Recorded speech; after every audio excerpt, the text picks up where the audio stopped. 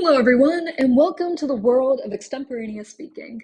Here, I want to give you a background into what extemp is and what to expect when you're going into your first round. So, what is extemp? Extemp is about current events. That means that we're going to be discussing politics, policies, economics, and world leaders.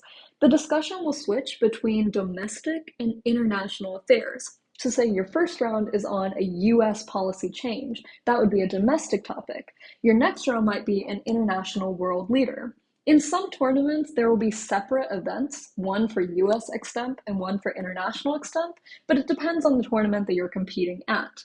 Either way, when you start your extemp journey, you'll begin like everyone does in the prep room. Here you will be given your question. So you'll have a choice of 3 questions that pertain to the 4 topics I discussed above. You'll pick one question, and from there, your 30 minutes of prep time will start. This is time for you to research and draft your speech.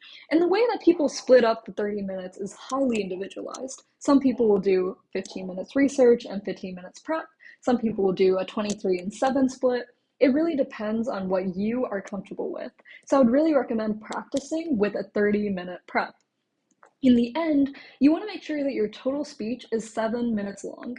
You'll be given a 30-second grace period, but you absolutely cannot go past that. So what I would recommend is aiming for a 6-minute and 30-second speech. Whenever you're starting your speech, the very first thing that comes out of your mouth is the hook. This is where you want to start. It's the very first sentence that you say. Here you want to be really creative and grand. This, after all, is your attention getter, how you hook the judge into what you're saying. This can often be a funny story or a metaphor, it can be a quote, or it can be a grand statement or a statistic. Either way, you want to make sure that it is creative and grounding. Next, you're going to connect your hook back to the question at hand. You're going to give the necessary context to what we're talking about, the background information to the current situation that we face. Here, we're also going to introduce our first source. In extemporaneous speaking, everything that we say has to be backed up with citations. That means that we're looking to 9 to 11 sources to back up our speech. Here is your first one.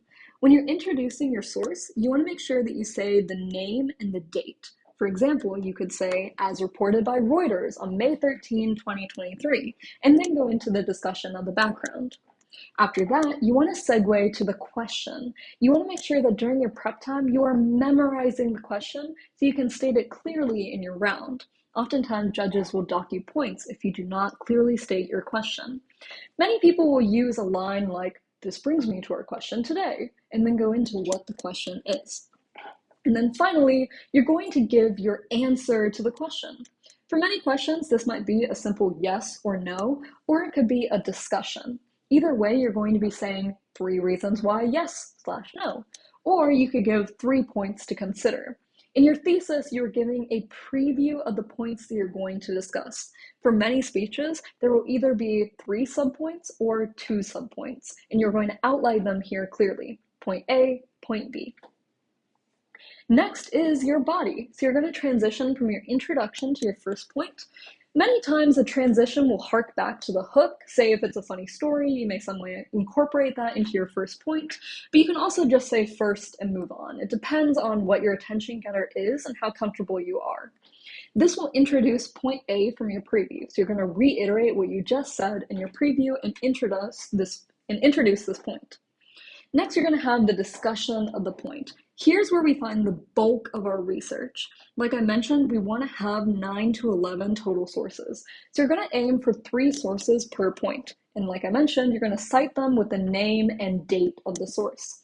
Make sure that all of your discussion points are really fleshed out. You want to make sure that you include the significance for all of them. They should all link back directly to the question at hand. There should be no question as to why is this relevant. Every single point should have a significance marker, which you can include at the end of the point if you wish. Many times people will use statistics in their sources, or they can use a report or a statement from a world leader. Those are often really good sources. Many times people will also use places like Reuters or BBC as their sources of information. I would highly recommend both of those as they are oftentimes not as divided as some other sources can be. Finally, after you've talked about your 3 sources, you've gone into all of your discussion points, you want to talk about what you talked about in your conclusion.